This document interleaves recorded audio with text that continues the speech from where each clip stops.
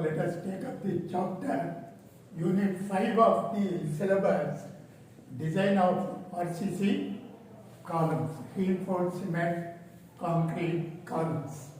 So first, let us define what is meant by a column. Column is basically a compression member. Predominantly it is subjected to compressive load only, acting axially. So the column is a vertical member. Usually you will find it in building structure. It's a building structure element, vertical element, which is subjected to axial compressive force like this. It is subjected to a compressive force. So column is defined as a compression member. So that is the first definition of column. Column is predominantly is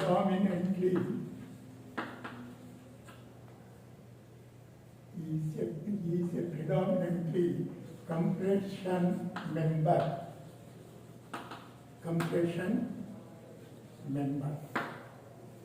which is widely found in building structure. So the actual arrangement of the reinforcements, because we are dealing with RCC columns, the arrangement of these reinforcements in this particular column, in plan, if you see, its shape will be either rectangle, or it will be square, or it will be circular, or any polygonal shape, desired polygonal shape. Usually rectangle, square, and or the circular columns will be used. The reinforcements will be placed uniformly either on all edges of the column boundary, or the periphery of the column member, or it may be distributed only on two parallel edges.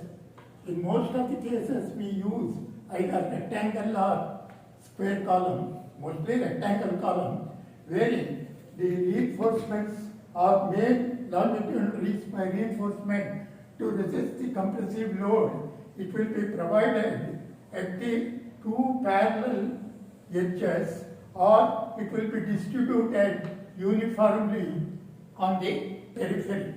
This is the arrangement of the reinforcements in the column. Always you will find the reinforcements only along the periphery of the column cross section, and the unsupported length of the column will be the clear distance between the end supports.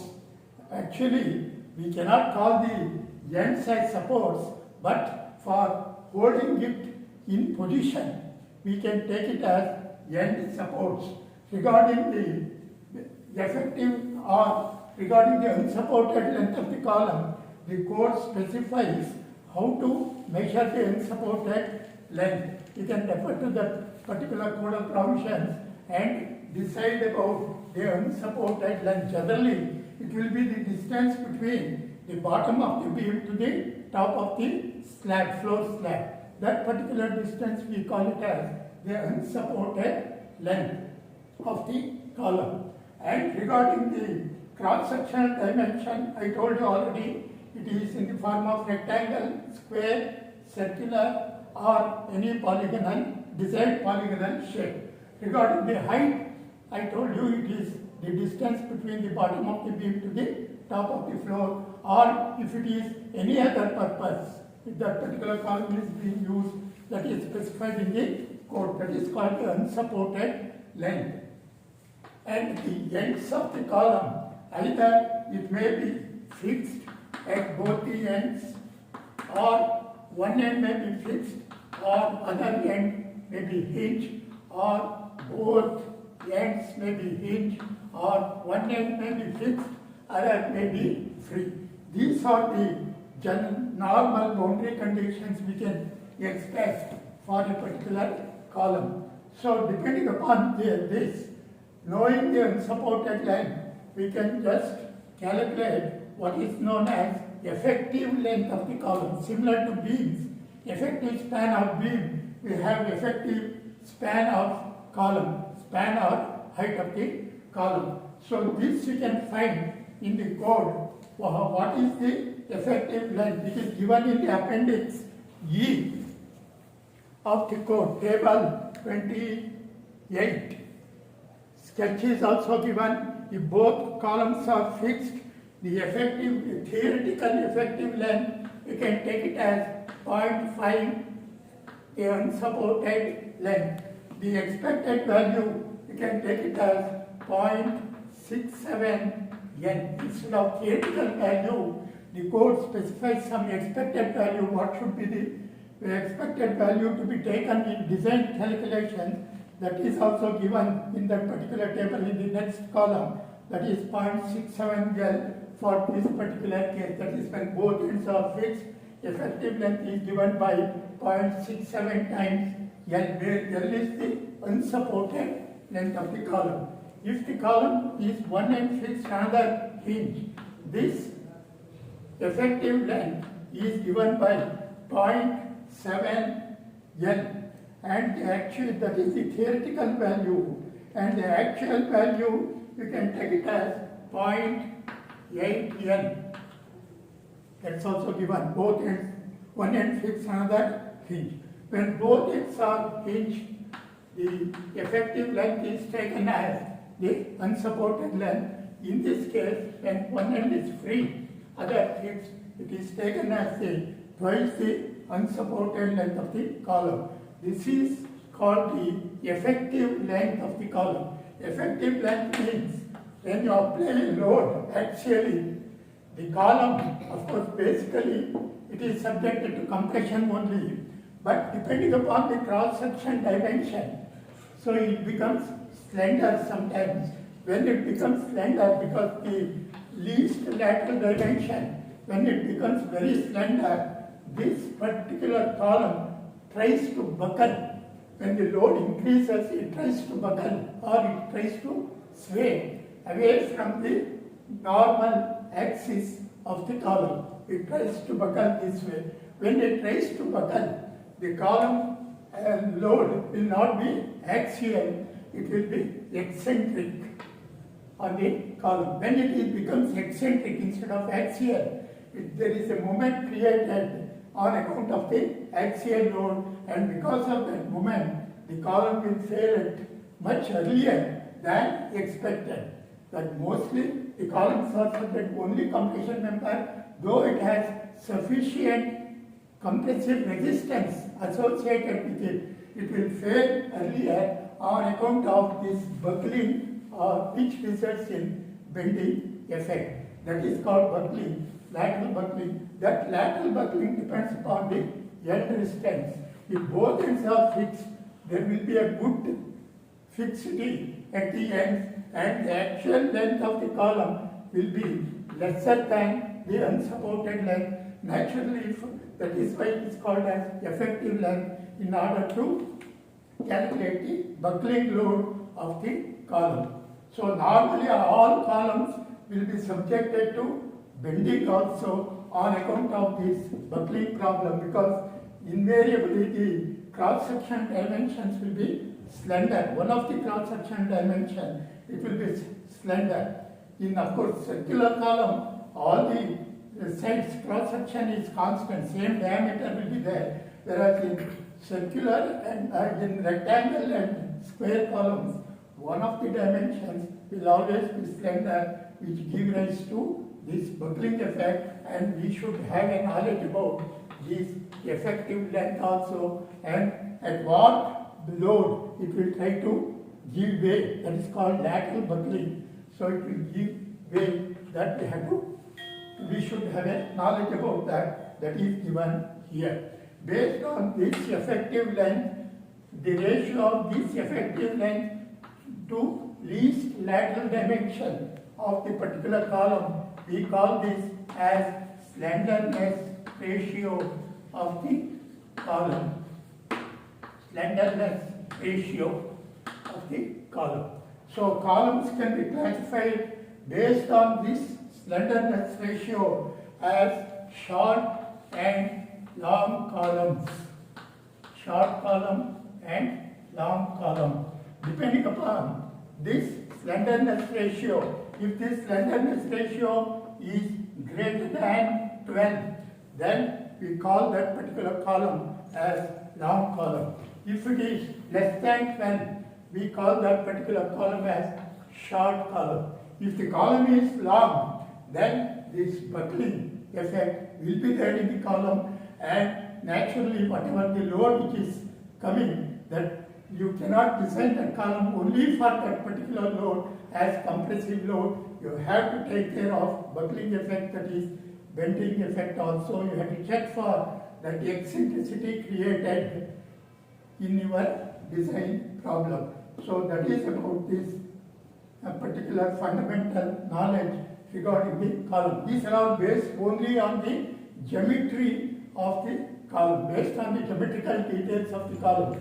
That is its cross-section dimension, that is the area of cross-section, as well as length. One has to be very careful in arriving at these aspects, that is slenderness effect, as well as this effective length, and how to distribute these reinforcements. All these aspects automatically will take care, but just by fixing the geometry of the column. Well before designing, one has to fix up this geometry of the column. In design, that's the main step. First step, you have to fix up the geometry of the cross section. Of course, length or span, it will be decided, it will be known before on hand.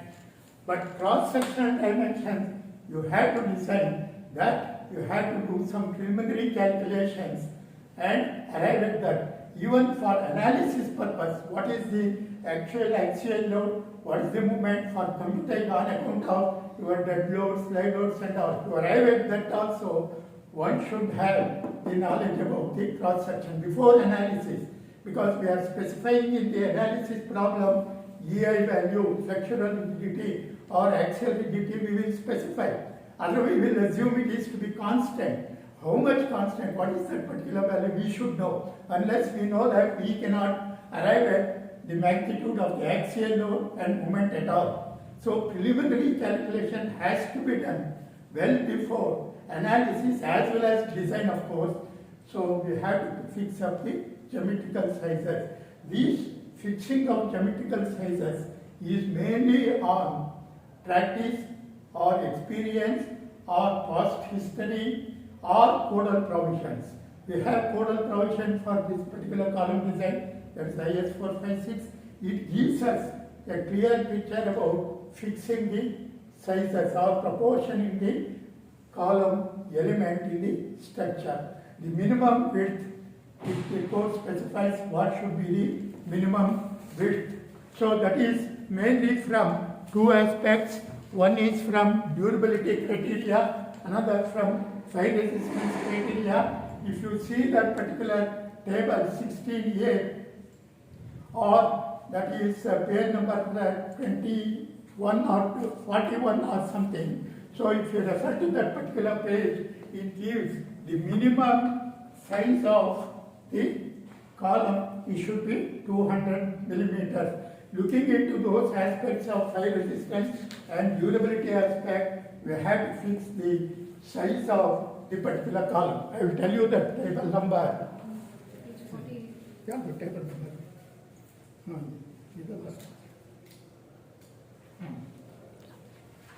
So page number 34, you have here minimum size for the column depending upon fire resistance point of view. That's given, so you can refer to the table and fix the size. The other size, of course, we can fix depending upon the load calculation or proportionately twice this least lateral dimension. The ratio between longer side to shorter side, you can always fix between 1 to 3. B by D ratio, based on that you can fix the side. This much exercise you have to do, and when once you fix the size, you can ascertain whether it is a short column or long column. The moment you have ascertained, the code gives the specifications regarding the designs of short column and long column. Mostly we design all the columns as short columns. So invariably we avoid columns to be long in our structures. Long column design, unless it is a warranted thing or unless it is compulsory, we just try to avoid this long column designs in our design purpose. All columns will be short column. That means the effective length of the column to least lateral dimension which we fix, that should be kept less than 12. That's the first thing we have to remember. Fixing the proportion in the sizes.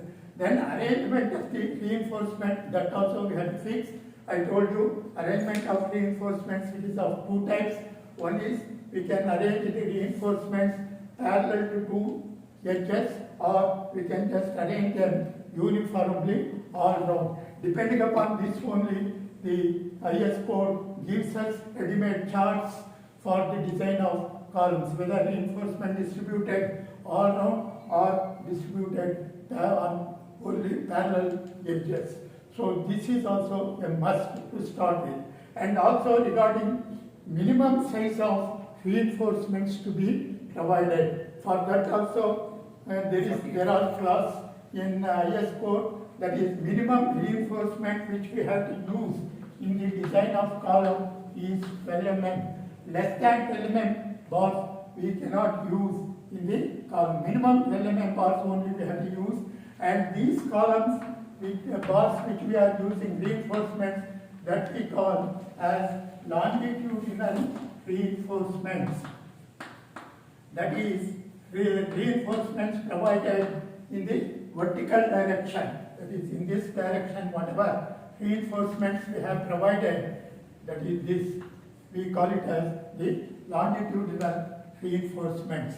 And these longitudinal reinforcements, since it has to be distributed only on the periphery, it has to be held in position. To keep it in position, otherwise the bar will not stand as it is in that vertical direction. It may just move away from the original position. So in order to keep that in positions, we provide what is known as lateral ties. This is called lateral ties. That is another type of reinforcements which will be provided in the column. These lateral ties is called, it may be of two varieties. One is, it is rectangular or square, or it may be circular tie also in case of circular column, or it may be helical type of ties also. It may be continuous, just like a helix. It can just be moved, and that helps us in holding the bars in position.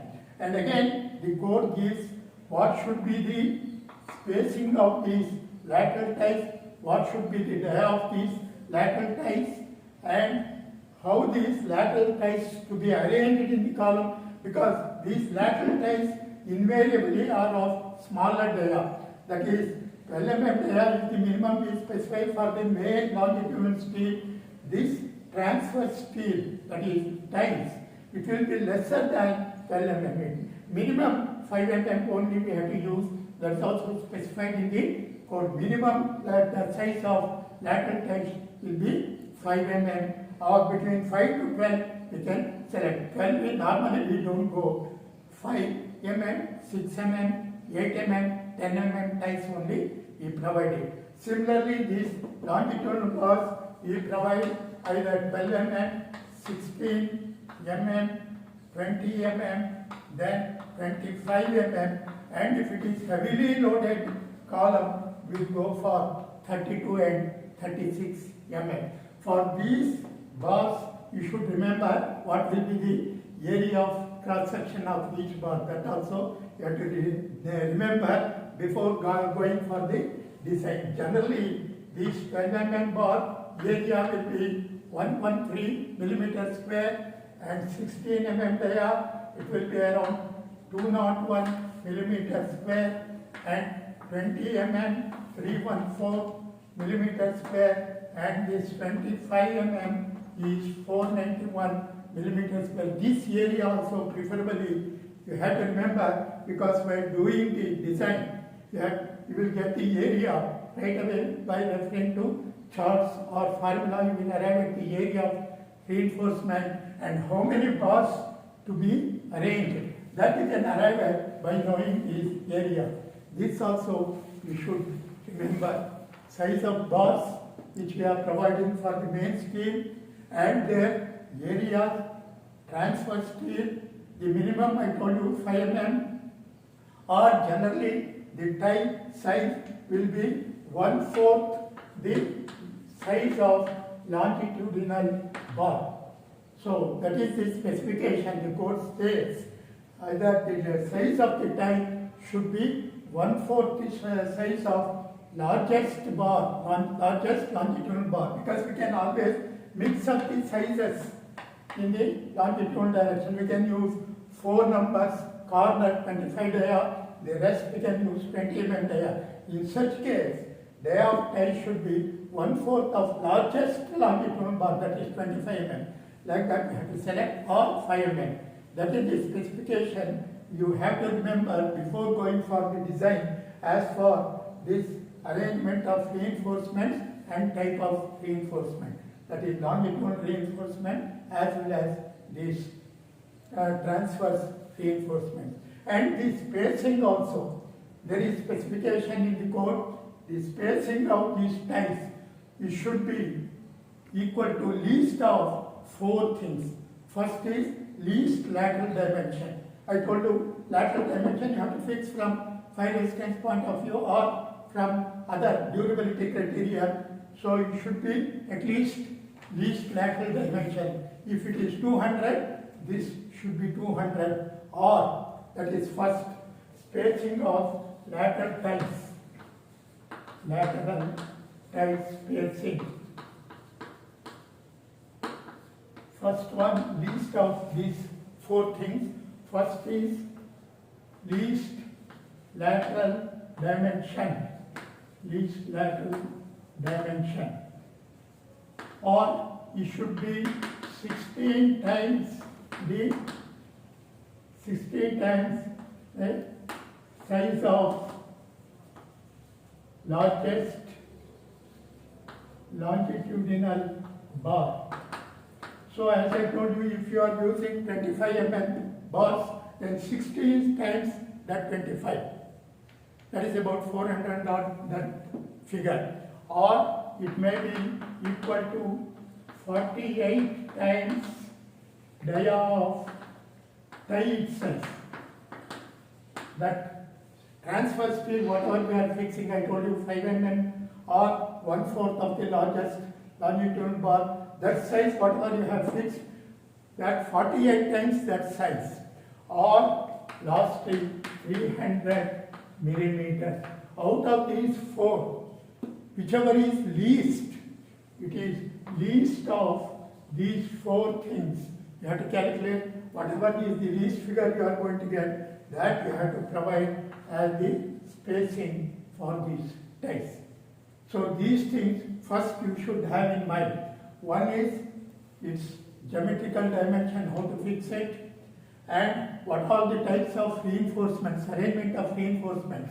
Reinforcements will be in 2 directions, longitudinal steel, that's the main steel, designed to take care of whatever axial force which is coming, and another lateral ties to hold these things in position.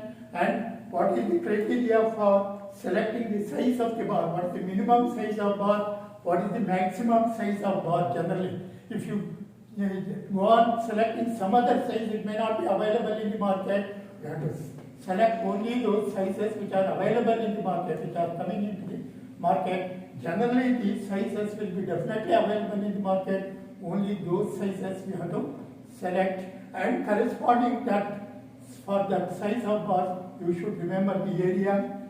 The corresponding areas you have to remember. Then what is effective length depending upon the end conditions. That looking at the drawing you can find out what is the end conditions. So based on that effective length, and based on that effective length, you have to classify the column as short or long. Here itself, if it is depending upon one size whatever you have fixed earlier, if you are landing up in long column for that, because it is after all the ratio of LE by B. For that LE divided by whatever size you have selected, it becomes more than 12. Then immediately you go for larger size there itself and try to avoid arriving at this long column. These are some of the tips you should have in mind well before the design. Design procedure is of course very simple and straightforward. It is available in the code. Simply you will follow that particular design procedure or steps, whatever it has been given, you will follow and arrive at the size, whatever size you have selected, whether it is sufficient or not, you will just do it. And what should be the number of bars. That's all. In design you are coming into, you are going to calculate, only you are checking these sizes, whatever you have fixed, whether it is okay, and what is the number of bar or area of bar you have to provide. That's all you are arriving at. The other things, preliminarily you have to fix it.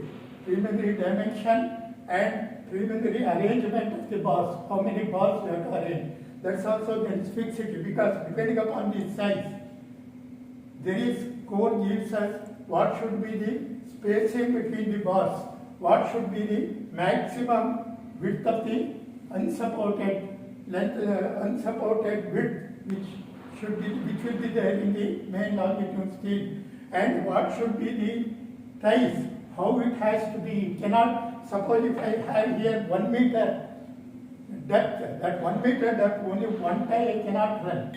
It has to be rejected, because otherwise this tie itself will try to buckle. The very purpose of providing that tie to hold that longitudinal bars, that itself is gone, because this itself starts buckling. That is why they specify what should be the minimum spacing. Of course, code specifies a sketch straight away in giving the details of these things.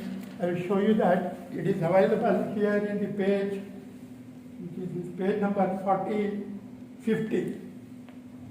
Here it is how it should be read. As I told you already in the plan, this is the plan of the column, either rectangle, square or circular. In all these, same thing holds good. Here you see, he has given the spacing between the longitudinal bars. You should not be more than 75 mm. You should be less than 75 mm. You cannot just keep it this 80 mm. If it is 80, then this particular tie cannot hold it. So that you have to make sure. So, and one bar, this lateral tie should go round that particular bar, and you have to maintain any other bar in between that first bar and last main bar. When you are taking it round, one tie should go covering all the 4 corner bars. So in between you can have other bars, and those other bars, they should not be spaced at a spacing of more than 75 mm. Similarly, here, suppose the width itself, suppose you have by design only 4 bars you are going to get, then these 4 bars should be at a distance of this distance only. Then of course you can take one tie all round, so that takes care. Suppose you have one more bar required as per design, say 5 bars. 5 bars we cannot keep, so because it has to be symmetric, always we have to go for even number of bars. It should be, if it is distributed on 2 parallel edges, so it should be multiple of 2, the number of bars what you are getting. If it is distributed all the 4 edges, that number of bars should be multiple of 4. That is minimum 8 bars should be there. That is minimum 4 bars corner, and another 4 bars should be there in between if at all you are providing. And multiple of that, 12, 16, 20. You will find that charts available in the SP16 only for 20 number of bars distributed all around, and only for 8 number of bars along the 2 parallel edges. That you can see the sketch. So that you cannot go more than that. If it is more, then you have to just take some other remedial measure, and you have to decide separately. You cannot rely on the IS 456. You have to resort to some special literature for your design purpose. So these are all only for ordinary structures. If it is special type of structures, other than this, where you have to rely on literature and do on your own. You have to run the risk and do the designs on your own. You cannot just follow this particular code of provisions. So that is another thing regarding the before design. You have to just keep in mind all these aspects. Now we will take up actual design of the column satisfying all these requirements. Design of column, it consists of three types of designs. One is designs only for axial load. Another, if at all it is subjected to bending, also along with the axial load. Invariably it is subjected to axial load, especially in the construction of multi-story building. It is very difficult to construct truly to the plumb. The verticality you cannot maintain. There is bound to be some tolerance in your dimensions. The loads will not be purely axial. That results in minimum eccentricity created. That code gives specification for minimum eccentricity also. That minimum eccentricity for which the columns has to be designed, it is given by L by 500 plus least lateral dimension divided by 30. That's the minimum eccentricity for which column has to be designed. Where L is of course unsupported length. These are all standard notations which we follow. Unsupported length divided in millimeters. Of course, these are all in millimeters. Divided by 500 plus B by 30. So subjected to minimum of 20 mm. So this you calculate it. Suppose this figure comes to say 15 mm. Then you have to design for minimum of 20 mm eccentricity. That also code gives minimum eccentricity for which the column has to be designed is 20 mm or calculated as per this. And if at all it is to be called as short column, this particular eccentricity, whatever you have calculated, this what you have calculated, that divided by this eccentricity divided by B, whatever the dimension you are taking for calculation of minimum eccentricity, that should be less than 0.05. This also code specified, I think page number 41. It gives all those relevant things. I am giving you the page number. You have to refer to that, read it thoroughly, and keep this thing in mind before going for the design. This is another thing which has to be satisfied. If at all it has to be treated as short column and design it as only for axial load and not for any moment. So if this particular criteria is satisfied, then the column will be designed only for axial load and no moment. If the eccentricity calculated from this, if it is less than 20 mm or whatever it is, you are going to get this figure, as well as this if it is satisfied. So you have to check both for this dimension B as well as other dimension also. You have to take B or D. You have to take effectively. So based on that, this again E by B or D, whatever you are calculating, that should be less than 0.05. So first you have to make sure that column is short, then you have to make sure eccentricity satisfies that minimum criteria, then only you can design the column only for axial force as compression member. Otherwise, you have to go for the second criteria of design, that is column subjected to uniaxial bending moment. Here, there are two axes I told you. One is axis parallel to B, that is called major axis. Then another axis parallel to larger dimension, it's called the minor axis. Major axis and minor axis we have. So it may buckle either above the major axis or about the minor axis, because this dimension is plane dimension. So in the elevation, when it is buckling, it may buckle about XX or YY. In two directions it will buckle. With respect to these two directions, we have to calculate what is the minimum eccentricity, E along B or E along D we have to calculate it and make sure that it is less than 20 mm, and then make sure that it is short column by again comparing this figure. Then only you have to decide the column is subjected to only axial force and no movement. If at all one of these figures A, B, if it is more than 20 mm, then you have to decide for bending moment about that particular end. That eccentricity you have to take, whatever you have arrived at, axial load is there, that axial load into that eccentricity, it gives you the moment for that moment, and this axial load you have to design the column. That's called uniaxial bending moment column.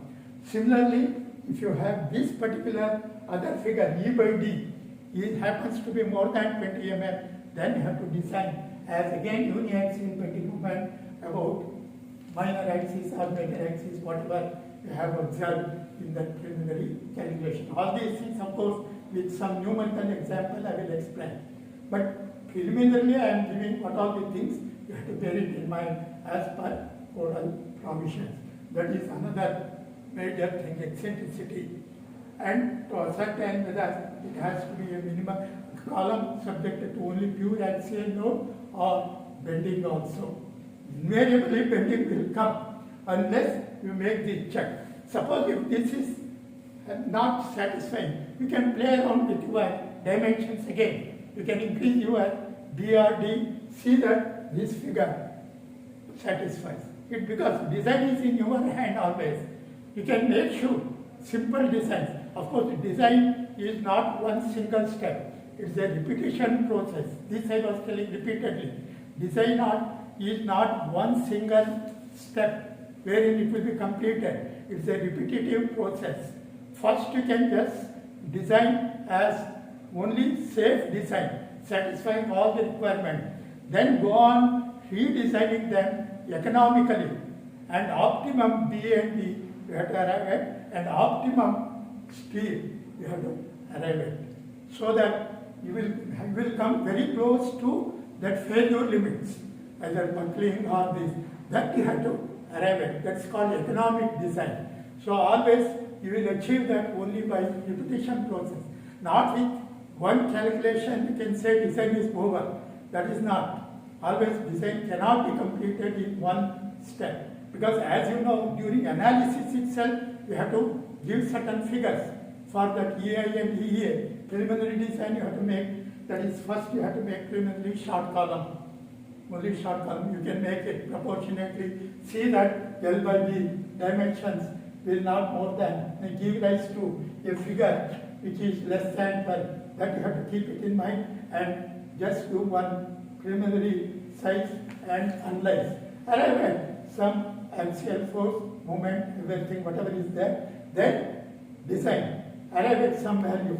Again improve it. Go on improving it towards the optimum values. That exercise you have to do while designing. Right? So with this, most of the points which are there in the codal provisions as well as this that I have covered. And one more thing, so for design of this column, whenever, especially when it is subjected to moments, we are using what is known as SP60 for the design of column. Because if it is subjected to only axial load, then absolutely there is no problem. We can just finish off the design using simplified formula given in the code. Only if it is axial load. If it is moment subjected to uniaxial moment as well as biaxial moment, you have to, the calculation for hand purpose, it becomes tedious. You have to resort to what is known as interaction charts. So that you have to use it from, which is published by, again, Indian Standard Bureau. So which is the interactive charts are given. See here, they have given at the top of each of these charts, they have given what is the type of reinforcements, whether it is placed in the parallel edges or whether it is uniformly distributed on all the four edges. That's also given.